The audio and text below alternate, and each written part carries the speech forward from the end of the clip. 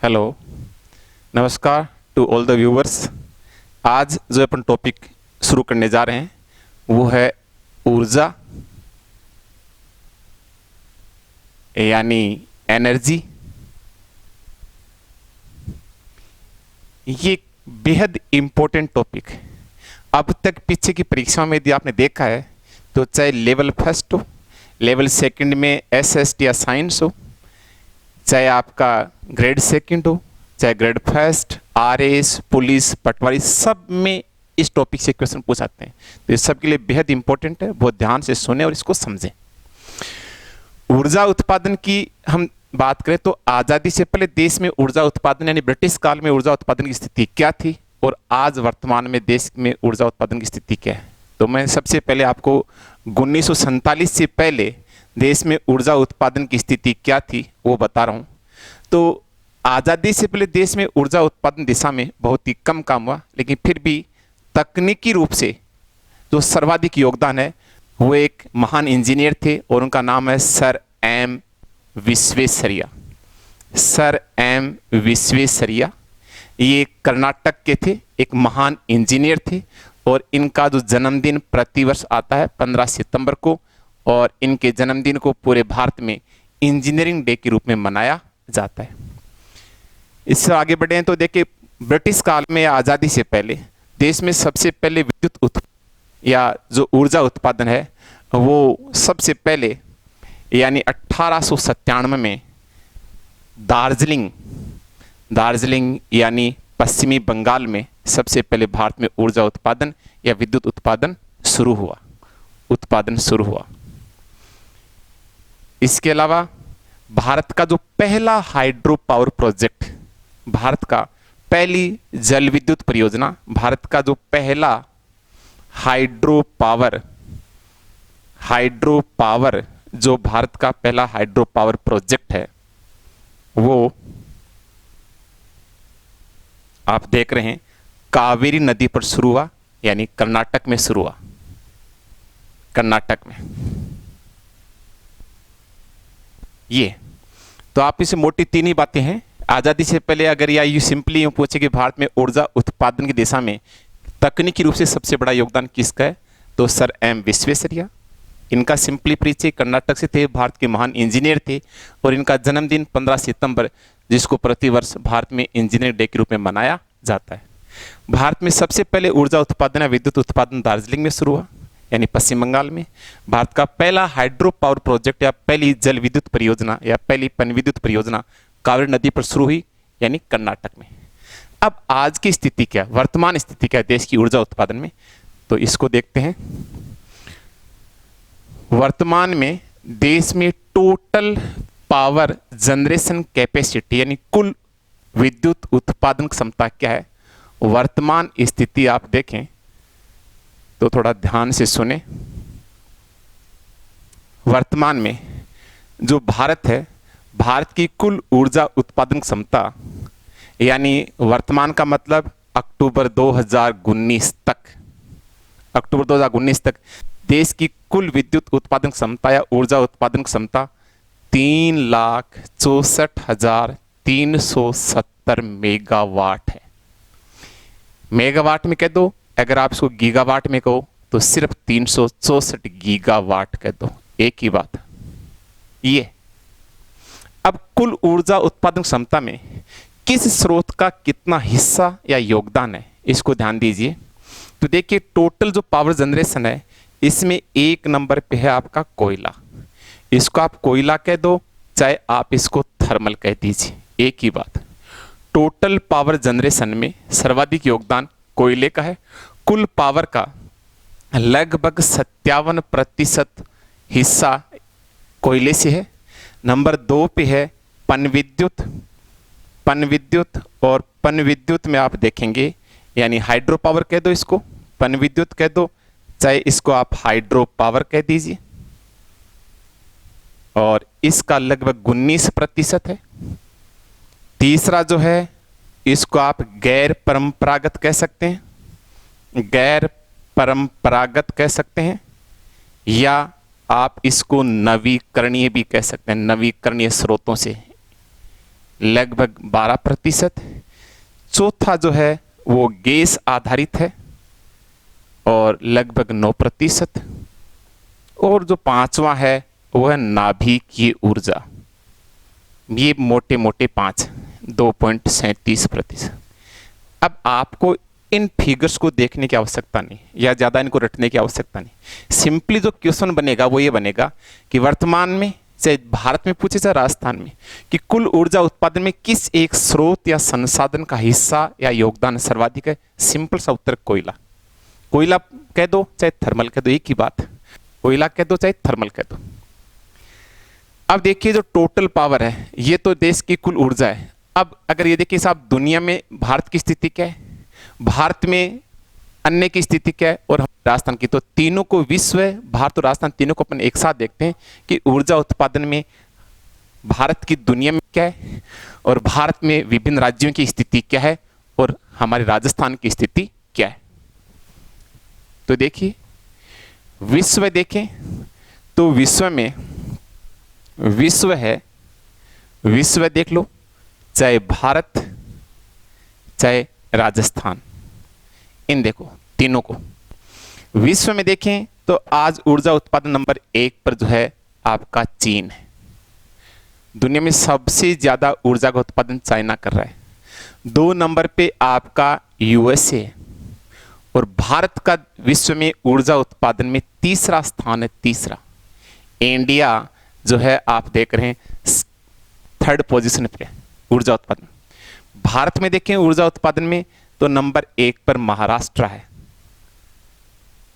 Number 2 पर आप देख रहे हैं गुजरात है और नंबर 3 पर जो है तमिलनाडु है, तमिलनाडु। ये तो दुनिया में भारत की स्थिति 30 नंबर पे। भारत के राज्यों में देखें तो सबसे ज्यादा ऊर्जा उत्पादन में अग्रणी जो है वो महाराष्ट्र, गुजरात, ये स्टेट्स हैं। राजस्थान की स्थिति देखें तो देखिए राजस्थान में जो है आपका मार्च 2019 तक देखें राजस्थान की तो कुल ऊर्जा उत्पादन क्षमता जो राजस्थान की वो 21,077 मेगावाट है टोटल। जबकि आजादी के समय यानी 1951 में हमारे पास कितनी थी, मात्र 13.27 मेगावाट थी। आजादी के समय राजस्थान की कुल जो है ऊर्जा उत्पादन क्षमता आप देख रहे हैं मात्र कितनी थी, 13.27 मेगावाट से बढ़कर आज हमारी कितने 21,000 मेगावाट हो गई है। तो दुनिया में भारत 3rd पे, भारत में प्रथम स्थान पे महाराष्ट्र और राजस्थान की मैंने टोटल बताई। बाकी अपन जिले वाइज अलग देखें क्योंकि इसमें कोई जिला अग्रणी नहीं, अलग अलग अपन पूरा पढ़ेंगे तब आपको जिले वाली स्थिति क्लियर हो जाएगी। इसमें किसी पर्टिकुलर जिले का नाम नहीं आता है ऊर्जा उत्पादन में, स्टेट लेवल पे टोटल एग्रीगेट होता है। बट राजस्थान की कुल कितनी आप बता सकते हैं, जबकि आजादी से मात्र कितनी थी बता सकते हैं। तो वर्तमान में जो कुल ऊर्जा उत्पादन हो रही है उसमें विभिन्न जो देश या राज्य की देख ली। अब जो ऊर्जा उत्पादित हो रही है उसके जो विभिन्न स्रोत हैं या जो संसाधन है ऊर्जा स्रोतों के, उनकी देखते हैं प्रकार। तो देखिए ऊर्जा संसाधनों के प्रकार, यहां से दूसरा क्वेश्चन बनता है ऊर्जा संसाधनों के प्रकार। इसको थोड़ा ध्यान से देखें। ऊर्जा के जो स्रोत हैं के प्रकार, इसको देखिए यहां मोटे रूप से 2 ही नाम आएंगे। एक जो है आपका, इसको हम कह सकते हैं परंपरागत, चाहे कन्वेंशनल कह दो, चाहे दूसरा क्षय ऊर्जा कह दो, चाहे तीसरा अनवीकरणीय कह दो, अनवीकरणीय। यहां पर जो है आपके 5 नाम आएंगे, इसमें 5 नाम काउंट होते हैं। नंबर 1 कोयला, 2 पेट्रोलियम पदार्थ, नंबर 3 प्राकृतिक गैस यानी एनजी, नेचुरल गैस, और नंबर 4 जल यानी पानी, और जो है फिर 5वां हो गया ईंधन यानी लकड़ियां वगैरह। ये पांचों जो संसाधन है ये परंपरागत स्रोतों में शामिल है या अक्षय ऊर्जा या अनवीकरणीय की कैटेगरी में इनको मानते हैं। और दूसरा जो है, दूसरा ध्यान दीजिए, इसी के परंपरागत का हो गया गैर परंपरागत, गैर परंपरागत, या क्षय का हो गया अक्षय ऊर्जा, या अनवीकरणीय का हो गया नवीकरणीय, नवीकरणीय, चाहे इसको अपन क्या कह सकते हैं, रिन्यूएबल, RESOURC, रिसोर्सेज भी कह सकते हैं। देखिए न्यू नया, एबल जिसको नया करने योग्य हो, और रिन्यू जिसको बार बार नया करने हो, जिसको बनाया जा सके, जिसको टाइमली, जिनको रीफिल रीयूज किया जा सके, वो रिन्यूएबल है। इसका एक नाम और भी हो सकता है, इनको आप कह सकते हैं वैकल्पिक, वैकल्पिक रिसोर्सेज। इसमें आपके सामने 8 नाम है। 8 नाम क्या है? सौर ऊर्जा, सौर ऊर्जा है तो आप साथ में कह सकते हैं पवन ऊर्जा, थोड़ा याद रखने में आसानी रहेगी। जैसे बायोमास, बायोमास है तो आप इसको कह सकते हैं बायोगैस। फिर जैसे भूतापीय ऊर्जा, भूतापीय ऊर्जा है तो आप इसको कहते हैं, दूसरा नाम है ज्वारीय ऊर्जा, ज्वारीय ऊर्जा। फिर जैसे है बायोफ्यूल, या इसको जैव ईंधन कह दीजिए हिंदी में, और नाभिकीय ऊर्जा। ये आपके कुल 8 है। दूसरा प्रश्न बन गया आपके यहां से, मैंने जैसा आपको बताया था कि पहला क्वेश्चन जो सिंपली पूछा था है कि कुल ऊर्जा उत्पादन क्षमता, चाहे वो देश हो चाहे राजस्थान, किस ऊर्जा उत्पादन या कुल ऊर्जा उत्पादन में किस संसाधन या स्रोत का हिस्सा या योगदान सर्वाधिक है? सीधा सा उत्तर कोयला कहो या थर्मल कहो। यहां दूसरा प्रश्न आपके सामने, अक्सर जो आपने देखे यदि प्रीवियस एग्जाम्स के पेपर पढ़े, या तो 3 इनमें से देख के 1 इनमें से लगाएगा, या 3 इनमें से देखकर 1 इनमें से। सिंपली पूछता है जैसे 4 ऑप्शन में से कि निम्न में से कौन सा एक ऊर्जा उत्पादन का अनवीकरणीय, अनवीकरणीय स्रोत या संसाधन नहीं है, या फिर इनमें से 3 देके 1 इनमें से लिख देता है, और निम्न में से कौन सा एक ऊर्जा उत्पादन का जो है गैर परंपरागत स्रोत नहीं है, यानी है या नहीं। तो 5 तो आप इधर याद रखें और इन नामों को बहुत ध्यान से आप समझें। दूसरा, अक्सर प्रश्न यहां से सबसे प्रश्न पूछने की प्रोबेबिलिटी है, तो आराम से आप याद रख सकते हैं इन 8 को भी। भाई सौर ऊर्जा तो पवन ऊर्जा आसानी से अपन लगभग सुना हुआ है, साथ से बायोमास बायोगैस, भूतापीय तो ज्वारीय, जैव ईंधन तो नाभिकीय ऊर्जा। अब कुछ लोगों को थोड़ी सी कंफ्यूजन हो सकता है साहब कि नाभिकीय ऊर्जा ये तो एक खनिज आधारित है, तो ये जैसे कि यूँ कहें कि अनवीकरणीय कैसे हुआ, या ये जल वाली बात। तो जैसे हम एक इन जो 8 और 5 13 है, 13 को अपन अलग अलग पढ़ेंगे, जैसे ही पढ़ेंगे सारी बात क्लियर हो जाएगी, कोई कंफ्यूजन नहीं रहेगा। लेकिन लगभग क्वेश्चन यहीं से पूछा जाता है, और खासकर रीट वाले ध्यान से इसको सुने कि कौन सा एक है या नहीं है, यही क्वेश्चन पूछने का ट्रेंड रहा अब तक। तो 3 इधर से लेकर के 1 इनमें से लिखेगा, या 3 इधर से लेकर के 1 इधर से लिखेगा, तो आराम से आप बता सकते हैं। अब आज हम सबसे पहले जो शुरू करेंगे ऊर्जा के स्रोत, या इनमें थोड़ा सा एक अंतर और भी देख सकते हैं समझने के लिए, नॉलेज के लिए, कि देखिए ये आज ही हमारी निर्भरता या कुल उत्पादन में ज़्यादा योगदान हिस्सा इन्हीं स्रोतों का है, और सबसे ज़्यादा 13 में से मेन स्रोत आधी ज़्यादा आज ही बिजली या विद्युत उत्पादन कोयले से हो रहा है, बाकी पेट्रोल पदार्थ गैस वगैरह सभी का हिस्सा योगदान है। अब इनको धीरे धीरे हम इनको अपना रहे हैं ताकि इन पर निर्भरता कम हो। तो इनमें देखो बेसिक से 3 अंतर है। सीधी सी बात है, इनके भंडार सीमित है, जबकि इनके भंडार असीमित अपार है, लिमिटलेस है। दूसरा, इनसे माना कि ऊर्जा उत्पादन की निर्भरता या योगदान इनका सबसे ज्यादा है, लेकिन ये बहुत ज्यादा यूं कहें कि प्रदूषणकारी हैं, पर्यावरण को बहुत नुकसान पहुंचाते हैं, जबकि इन स्रोतों से ऊर्जा उत्पादन में किसी प्रकार का पर्यावरण को नुकसान नहीं होता। इसलिए इनको क्या कहते हैं, पर्यावरण हितैषी कहते हैं, पर्यावरण के अनुकूल है, पर्यावरण के हितैषी। तीसरा, इनके उत्पादन में वही परंपरागत तकनीकी, पुरानी तकनीकी मशीनरी काम में लेती है। इनमें न्यूनतम न्यू टेक्नोलॉजी की आवश्यकता होती है। इसलिए इन उत्पादनों से जो ऊर्जा उत्पादित उसको बोलते हैं ग्रीन एनर्जी। क्यों? क्योंकि पर्यावरण का अनुकूल है, तो ग्रीन है तो क्लीन है। तो इन आठों से जो भी ऊर्जा बनती है उसको ग्रीन एनर्जी बोलो चाहे क्लीन एनर्जी, क्योंकि वो पर्यावरण के अनुकूल है, उससे उनके उत्पादन से किसी प्रकार का नुकसान नहीं होता, कोई प्रदूषण नहीं होता। जबकि इनसे ऊर्जा उत्पादन में आज इन्हीं पे निर्भरता है, लेकिन इनसे पर्यावरण को बहुत नुकसान है, और चूंकि इनके भंडार बहुत सीमित है, इसलिए सरकारें या पूरे वैश्विक स्तर पे इस प्रकार गैर परंपरागत ऊर्जा उत्पादन स्रोतों को बढ़ावा देने के प्रयास किए जा रहे हैं, प्रोत्साहन दिया जा रहा है। अब हम सबसे पहले परंपरागत शुरू करते हैं। परंपरागत में सबसे पहले कोयला शुरू करते हैं।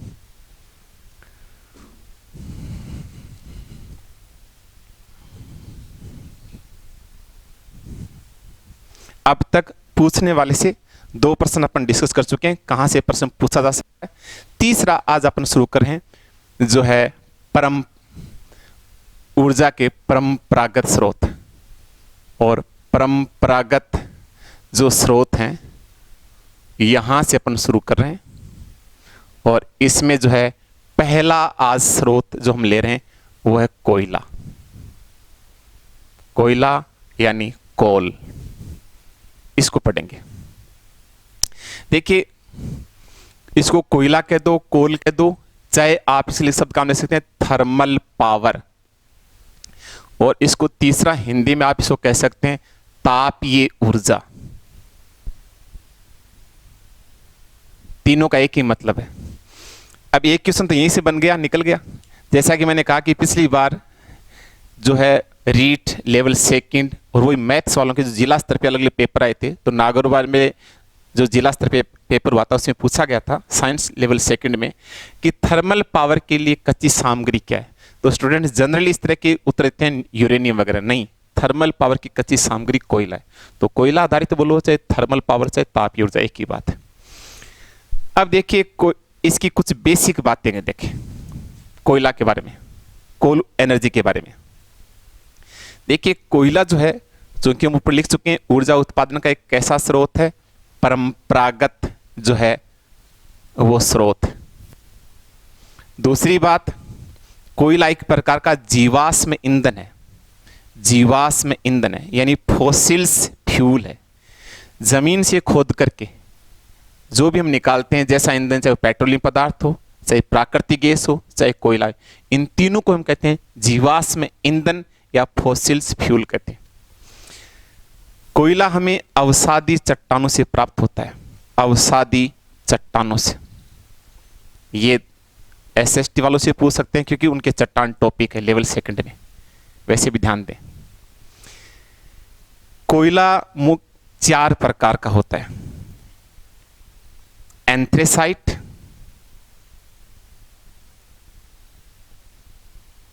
बिटुमिनस,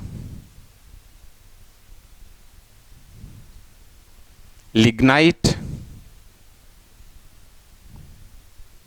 और पीट। ध्यान दें इनका क्रम यही होना चाहिए क्योंकि ये सबसे अच्छी गुणवत्ता वाला एंथ्रेसाइट है, इससे कम गुणवत्ता का बिटुमिनस, उससे थोड़ा सा हल्का लिग्नाइट, और सबसे घटिया जो है पीट, क्योंकि इसमें कार्बन की मात्रा सबसे कम होती है तो सबसे अधिक धुआं देता है, और सबसे अधिक कार्बन की मात्रा एंथ्रेसाइट में होती है। तो इनका प्रकार उस कार्बन की मात्रा के आधार पे, तो ये 4 प्रकार भी बहुत इंपॉर्टेंट है लेवल फर्स्ट के हिसाब से। इसके बाद कोयला जो है इसको उद्योगों की जननी कहते हैं। ये पिछली बार लेवल सेकंड एसएसटी वालों के आया था, उद्योगों की जननी, उद्योगों की जननी। अब आप सोच रहे हैं उद्योगों की जननी कैसे? तो देखिए जो बड़े इंडस्ट्री हैं, बड़े इंडस्ट्री जैसे मान लीजिए कि सीमेंट प्लांट है, या यूँ बोले लौह इस्पात उद्योग है, अन्य टेक्सटाइल इंडस्ट्री है, तो उनको चलने के लिए चाहिए बिजली या विद्युत, और विद्युत उत्पादन हम देखते हैं आधे से ज़्यादा उत्पादन आज भी कोयले से हो रहा है। सो उद्योगों को चलने के लिए चाहिए, उसके हिसाब से उस सेंस में कोयले को उद्योगों की जननी कहा गया। एक शब्द है फ्लाई एश, फ्लाई एश। देखिए SASH, एस मीन्स होता राख, कि कोयले के जलने से बाई प्रोडक्ट के रूप में जो है के रूप में हमको एस मिलती है यानी राख, और राख एक बहुत बड़ी पर्यावरणीय समस्या बन गई है। आसपास का जो वहाँ की ज़मीन है, जल है, वो सब इससे बहुत बुरी तरह से प्रदूषित होते हैं। अब चूंकि कोयले से विद्युत उत्पादन भी जरूरी है, लेकिन कोयले के जलने से उत्पादन के रूप में तो प्रोडक्ट तो मिल रहा है हमको बिजली, लेकिन सह उत्पाद के रूप में क्या मिल गया? राख। अब इसका थोड़ा बहुत जो समाधान निकाला है, वो जो बड़े सीमेंट प्लांट है, सीमेंट में कुछ मात्रा में राख को मिलाने की अनुमति दी गई है, इसको मिलाया जाता है। और इससे बड़े शहरों में आप देखते हैं कि इससे ईंटें बन रही हैं, जो बड़ी ऊंची कई बहुमंजिला इमारतें बनती हैं, क्योंकि बिल्डिंग जितनी ऊंची हाइट बढ़ती जाएगी उसके अनुरूप उसका लोड बढ़ता जाएगा। तो बिल्डिंग की मजबूती तभी रहती है उसमें वजन कम होता है, यानी तो उसका वजन कम करने के लिए वो हल्की ईंटों रूप में फ्लाई ऐश वाली ईंटें लगाते हैं। तो एक तो इससे ईंटें बन रही हैं और एक सौ कुछ मात्रा में सीमेंट में मिलाया जाता है, इसलिए फ्लाई ऐश। अब चूंकि पिछली बार नेट में इससे क्वेश्चन ही पूछा कि फ्लाई ऐश का अब एक समाधान क्या है, तो सीमेंट में मिलाने की अनुमति, ये भी ऑप्शन था। ईंटें वाले ब्रिक्स, ये भी एक ऑप्शन था। और अन्य तरीके से यदि प्रश्न घुमा के पूछे, तो अगर पूछे कि फ्लाई ऐश जो कि पर्यावरणीय समस्या है संबंधित है, जैसे थर्मल पावर से, न्यूक्लियर पावर से, सोलर पावर से या बायोमास जो भी, तो आपका उत्तर क्या होगा? Thermal power. ये इसकी सामान्य बातें। अब हम इसको आगे बढ़ाते हैं।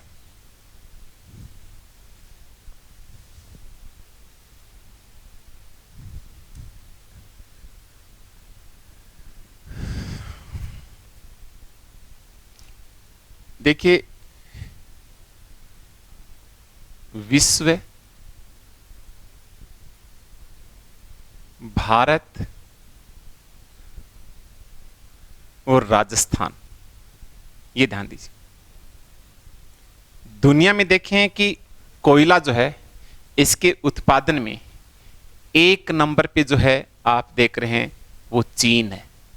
एक नंबर पे आप देख रहे हैं वो चीन है, 2 पे यूएसए है और 3 पे भारत है। वही ऊर्जा उत्पादन वाली स्थिति। ऊर्जा उत्पादन में कुल में दुनिया में चीन है, कोयले के उत्पादन में नंबर 1 पे चीन है। अभी हम पर्टिकुलर कोयला पढ़ रहे हैं, इसलिए ध्यान होना चाहिए कि नंबर किसका लिखा गया? कोयले के उत्पादन का। तो दुनिया में सबसे ज्यादा कोल का जो माइनिंग है वो चाइना में, 2 नंबर पे अमेरिका और 3 पे भारत है। अब बात भारत की। भारत में आप देख रहे हैं जो कोयला है वो मुख्य रूप से 2 प्रकार का कोयला मिलता है भारत में। एक तो गोंडवाना युगीन, गोंडवाना युगीन सैलून यानी चट्टानों में पाया जाने वाला कोयला, और एक टरसरी युगीन, टरसरी युगीन कोयला। ये 2 तरह का। गोंडवाना युगीन कोयला कहाँ मिलेगा? जैसे आपकी जो गोदावरी, महानदी, ये जो यानी दक्षिण जो भारत है, दक्षिणी भारत का, या यूं बोले जो दक्षिणी भारत है, प्रायद्वीप भारत, जो वैसे भी चूंकि मालूम कि दक्षिणी भारत गोंडवाना लैंड का पार्ट है, उत्तरी भारत अंगारा लैंड का पार्ट है। तो दक्षिणी भारत के हिसाब से ये यूं मानो कि इधर ये गंगा के बाद जैसे महानदी वाला इलाका हो गया, गोदावरी नदी का इलाका हो गया, ये सब इसी बेल्ट में हमको ये कोयले की जमाव या इसका बेल्ट मिलता है। टर्सरी युगीन जो कोयला है वो नॉर्थ ईस्ट में मिलेगा, नॉर्थ ईस्ट में। और नॉर्थ ईस्ट का मतलब मुख्य रूप से असम और मेघालय में। असम और मेघालय में ये कोयला हमें ज़्यादा मिलता है।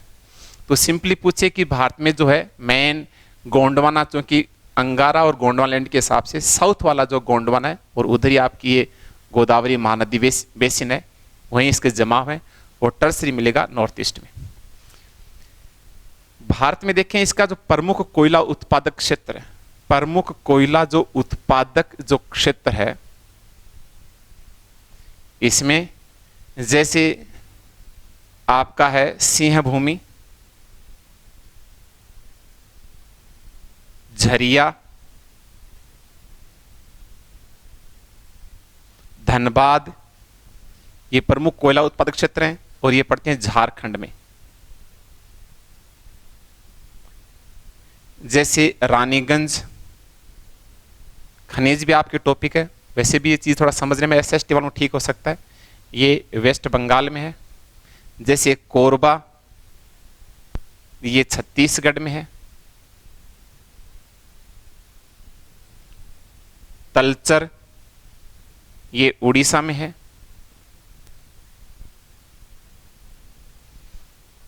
तो ये सारा ये प्रमुख कोयला उत्पादक। वैसे भारत का सबसे बड़ा कोयला उत्पादक एक पर्टिकुलर क्षेत्र है अगर तब तो है रानीगंज, और ये सारे प्रमुख उत्पादक क्षेत्र हैं। इसके अलावा भी जैसे मध्य प्रदेश है, महाराष्ट्र है, उधर कई जगह कोयला निकलता है, लेकिन मेन बेल्ट भारत में यही है। अब कोयले से बिजली उत्पादन देखें, इसके लिहाज से 1975 में देश में एनटीपीसी की स्थापना हुई। एनटीपीसी ये एक पब्लिक सेक्टर कंपनी है, नेशनल थर्मल पावर कॉरपोरेशन। ये क्या करती है, कोयले से बिजली का उत्पादन प्लस उस बिजली का ट्रांसमिशन, ये सारा काम देखती है। ये एक महारत्न दर्जा प्राप्त कंपनी है। इस समय वर्तमान देश में कुल 10 महारत्न दर्जा प्राप्त कंपनियां, उनमें से एक है एनटीपीसी। अब अपन राजस्थान पढ़ते हैं। तो देश में देखो, आपको अगर पूछे कि दुनिया विश्व में कोयला उत्पादन में अग्रणी देश कौन है, चीन। भारत में जो महानदी है, गोदावरी है, इन नदियों में जो है इस बेल्ट में किस युग में जो है किस प्रकार चट्टानों का कोयला मिलता है, गोंडवाना युगीन। टर्सरी युगीन कोयला कहाँ मिलेगा, उत्तर पूर्व में यानी असम मेघालय। या ये पूछे कि रानीगंज जो है किस खनिज के लिए प्रसिद्ध है, सीधी सी बात है कोयले के लिए है। या रानीगंज कोयला क्षेत्र कहाँ स्थित है, पश्चिम बंगाल में। तो इन क्षेत्रों के नाम आप जरूर ध्यान रखें। अब देखिए एनटीपीसी क्या है। एनटीपीसी टी यानी थर्मल यानी वही बात, कोयले के लिए काम करती है। ये कैसी कंपनी, महारत्न दर्जा प्राप्त कंपनी है। देश में कुल महारत्न दर्जा प्राप्त कंपनी संख्या कितनी है, 10। अब देखिए राजस्थान शुरू करते हैं। तो विश्व बता सकते हैं आप, भारत में बता सकते हैं, और अब अपन देखते हैं राजस्थान में। राजस्थान में हम शुरू करें। राजस्थान देखिए, एक नाम है रानेरी, पलाना, बरसिंगसर, हाड़ला, खारी, बीठनोक। ये सारे स्थान जो हैं वो बीकानेर में। इसके अलावा गीरल, कपूरडी, जालिपा जैसे हड़ीपा, और सिणधरी, ये भादेसर, ये सारे स्थान बाड़मेर में। तो राजस्थान में दो ही नाम आपके सामने हैं, एक आपका बीकानेर और एक आपका बाड़मेर। ये दो यहां जो कोयला मिलता है राजस्थान के, इन प्रमुख स्थान जो है खनन क्षेत्रों के नाम है, यानी बीकानेर, बाड़मेर। यहां जो कोयला मिलता है वो लिग्नाइट कोयला मिलता है। लिग्नाइट कोयला, लिग्नाइट कोयला राजस्थान में। और चूंकि इस कोयले का रंग होता है भूरा, इसलिए लिग्नाइट कोयले को भूरा कोयला भी कहते हैं। भूरा कोयला, भूरा कोयला। वैसे ध्यान दें, भारत में अगर देखें, भारत में अगर आप देखना चाहो लिग्नाइट कोयले के लिए, तो एक नाम है नेवली लिग्नाइट। नेवली लिग्नाइट, नेवली जो लिग्नाइट है ये तमिलनाडु में, नेवली की जगह पर्टिकुलर ये तमिलनाडु में है। और वैसे नेवली लिग्नाइट भी चूंकि पब्लिक सेक्टर कंपनी है, और ये एक नवरत्न दर्जा प्राप्त कंपनी है। देश में महारत्न का दर्जा प्राप्त कंपनी संख्या है 10, और महारत्न का दर्जा प्राप्त कंपनी की संख्या 14। तो 14 में से एक नेवली भी है। तो सिंपली पूछे, नेवली एक जगह भी है। जैसे आपसे पूछे साहब रानेरी किसके लिए प्रसिद्ध है, कोयले के लिए या लिग्नाइट कोयले के लिए, एक ही बात। तो नेवली किसके लिए प्रसिद्ध है, कोयले या लिग्नाइट कोयला। जैसे मैंने कहा कि रानीगंज किस खनिज के लिए प्रसिद्ध है, कोयले के लिए। या एक प्रमुख कोयला क्षेत्र रानीगंज कहाँ स्थित है, पश्चिम बंगाल। तो कैसे पूछो आप उत्तर दे सकते हैं। और चूंकि नेवली लिग्नाइट कॉरपोरेशन लिमिटेड एक कंपनी भी है, पब्लिक सेक्टर की कंपनी है, और एक नवरत्न दर्जा कंपनी 14 में से एक। अब देखिए, ये तो राजस्थान के प्रमुख कोयला क्षेत्रों के। अब राजस्थान में कोयले से बिजली बनने वाले प्रमुख पावर स्टेशन की बात करते हैं। प्रमुख जो थर्मल पावर प्लांट हैं उनकी बात करते हैं। राजस्थान में इसको बहुत ध्यान से देख, पिछली बार कॉलेज व्याख्याता में इसे 3 प्रश्न आए थे। राजस्थान में जो है प्रमुख थर्मल पावर प्लांट देखते हैं। देखिए सबसे पहले राज्य का पहला सुपर थर्मल पावर जो प्लांट है या जो स्टेशन है वो सूरतगढ़ है, यानी गंगानगर। सूरतगढ़ पड़ता गंगानगर में। ये है, यहां पर कुल 6 इकाइयां हैं और वो 250 मेगावाट की हैं। प्रत्येक की जो पावर जनरेशन कैपेसिटी 250 मेगावाट है, तो यानी ये हो गया 1500 मेगावाट। और मार्च 2019 में यहाँ एक 7वीं इकाई भी शुरू हुई, जिसकी उत्पादन क्षमता जो 7वीं की है वो कितनी है, 660 मेगावाट। तो 1500 तो ये थी और प्लस 660 मेगावाट ये हो जाएगी, तो टोटल जो है वो 2160 मेगावाट इसकी क्षमता है सूरतगढ़ स्टेशन की। सुपर थर्मल है। यहां पर 8वीं जो इकाई है वो अंडर कंस्ट्रक्शन है, अंडर कंस्ट्रक्शन निर्माणाधीन है। और आप देख रहे हैं कि 9वीं और 10वीं इकाई को यहां निर्माण की अनुमति मिल चुकी है, क्योंकि इस तरह की इकाइयों या पावर स्टेशन के जो स्थापना होती है उससे पहले हमें कई प्रकार की अनुमति लेनी पड़ती है, जैसे खासकर पर्यावरण मंत्रालय वगैरह से एनओसी लेनी पड़ती है, वन विभाग की प्रदूषण के हिसाब से जो उनके मानक उनको फॉलो करने पड़ते हैं। ये तो अब तक इसे कई बार प्रश्न पूछे, कैसे पूछा आप बता सकते हैं। राज्य ये पहला सुपर थर्मल है, इसकी टोटल पहले कुछ समय पहले तक 1500 मेगावाट थी, अब जो टोटल है वो 2160। कितनी इकाइयां अभी फंक्शनल है, अंडर कंस्ट्रक्शन, और कितनी को अनुमति सैंक्शन मिल चुकी है। राज्य का जो दूसरा सुपर थर्मल जो पावर स्टेशन है वो कोटा है। यहां कुल 7 इकाइयां हैं और 7 की उत्पादन क्षमता टोटल जो है वो 1240 मेगावाट के आसपास है, इनके अलग अलग है। राज्य का सबसे बड़ा सुपर थर्मल पावर स्टेशन, सबसे बड़ा सुपर थर्मल जो पावर स्टेशन है वो ध्यान दीजिए छबड़ा है। छबड़ा यानी 12 ये है। यहां जो है ना कुल 4 इकाइयां तो 250 मेगावाट की, यानी 1000 मेगावाट, और 2 इकाइयां जो रिसेंट शुरू हुई हैं वो हैं 660 मेगावाट की। तो कितनी हो गई, 1320 ये और 1000 ये, यानी टोटल 2320 मेगावाट हो गई। अब आपसे पूछे, देखो कैसे प्रश्न पूछे, अगर पूछे कि राज्य का सबसे बड़ा सुपर थर्मल पावर स्टेशन उत्पादन क्षमता हिसाब से, तो उत्तर क्या आएगा, छबड़ा आएगा। राज्य का पहला तब तो है सूरतगढ़, उत्पादन में सबसे बड़ा है तब है छबड़ा, दूसरा है कोटा। अब देखिए राज्य का पहला निजी सुपर थर्मल पावर स्टेशन यह है कवई, और कवई स्थान पड़ता 12 में। यहां अड्डानी का पावर प्लांट है। अड्डानी एक औद्योगिक समूह हिंदुस्तान का है जिसका मालिक है गौतम अड्डानी। यहां पर 2 इकाई हैं 660 मेगावाट की, ये 2 इकाइयां हैं यहां पर, ऑपरेशनल है, दोनों फंक्शनल है ये।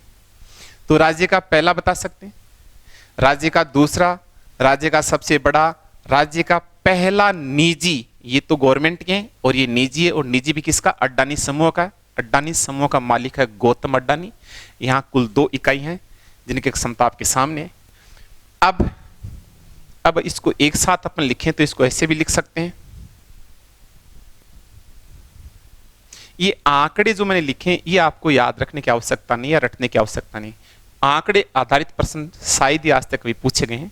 बस आप तो सबसे बड़ा उत्पादन के हिसाब से या पहला या जो भी अभी या रिसेंट कौन सी इकाई शुरू हुई है, कोई बहुत ही टिपिकल कठिन पूछे, या फिर स्थान पूछते हैं कि ये छबड़ा जो है थर्मल पावर स्टेशन कहाँ स्थित है, कैसे पूछो, या कवई कहाँ स्थित है। ये अभी आपको इजी लग रहे हैं, लेकिन कुछ समय बाद में आप इनको भी जो है कई बार भूल जाते हैं। तो आंकड़े पे ध्यान कम दें और वैसे ही थोड़ा गोरे। अब यानी इसी को आगे बढ़ाएं तो मैं कहूं कि प्रमुख राज्य के प्रमुख सुपर थर्मल पावर स्टेशन एक साथ लिखते हैं तो देखिए इसको अपन ऐसे लिखेंगे। प्रमुख में जैसे एक नाम लिखा था सूरतगढ़, सूरतगढ़ या बता सकते हैं गंगानगर में है, गंगानगर में है। जैसे दूसरा लिखा आपका कोटा, ये सबको मालूम है। तो सूरतगढ़, मैं यूँ बोलूँ Suratgarh super thermal power station कहाँ सेल्फ अंडरस्टूड है। Kota super thermal power station कहाँ बता सकते हैं, छबड़ा, यहाँ आपको स्थान मालूम होना चाहिए, यानी 12 में है। ये सारे जो हैं सुपर थर्मल पावर स्टेशन है। फिर देखिए एक है Kali Sindh, Kali Sindh super thermal power station कहाँ है, झालावाड़ में। और जैसे एक होगा कवई, ये निजी है लेकिन ये भी 12 में है। और एक है दानपुर, और दानपुर है ये पड़ता है बांसवाड़ा में, ये भी निजी, बांसवाड़ा में है ये। तो देखिए सूरतगढ़ स्थान ध्यान रखना है, कोटा सबको मालूम है, छबड़ा जो है सॉरी ये 12 में लिखना है 12, और काली सिंध झालावाड़ स्थान ध्यान रखें, कवई 12। तो देखिए 12 में 2 हैं, एक तो छबड़ा वाला एक कवई वाला, ये सरकारी है और ये निजी है। और दानपुर जो है ये भी निजी है, ये स्थान ध्यान रखें बांसवाड़ा में। ये राज्य के प्रमुख जो हैं सुपर थर्मल पावर स्टेशन है। थोड़ा और आगे बढ़ते हैं, देखो इसी को राजस्थान की कोयले से बनने वाले जो है ना पावर स्टेशन की बात कर रहे हैं। अब देखिए कोयले वाली अंतिम बात पढ़ रहे हैं अपन। 2 प्रश्न इस तरह से पूछ सकता आपसे, जैसे मैं लिख दूं कि Barsingsar, Barsingsar, Barsingsar thermal power station स्थित है, या तो ऐसे पूछ सकता है, और या पूछे या यूं पूछे कि गिरल पावर स्टेशन आधारित है, आधारित है। यहां 2 ही तरह से प्रश्न बनते हैं। अपने जो ऊपरी ऊपर जब राजस्थान शुरू किया तो उसमें जो बीकानेर बाढ़ में जो कुछ प्रमुख जो खनन क्षेत्र लिखे थे लिग्नाइट वाले, उन्हीं से ये प्रश्न निकल रहा है। इसमें ये पूछा कि बरसिंगसर में जो पावर स्टेशन है वो किससे चल रहा है, थर्मल से यानी कोयले चल रहा है, ये स्थित यानी कहाँ है। तो यहाँ तो ये पूछा, ये स्थान पूछा है, यानी ये बरसिंगसर में जो कोयले चलने वाला जो पावर स्टेशन है वो कहाँ है, यानी बरसिंगसर मालूम होना चाहिए जगह कहाँ है। तो आपको उत्तर आ जाएगा बीकानेर, क्योंकि हम ऊपर पढ़ चुके हैं।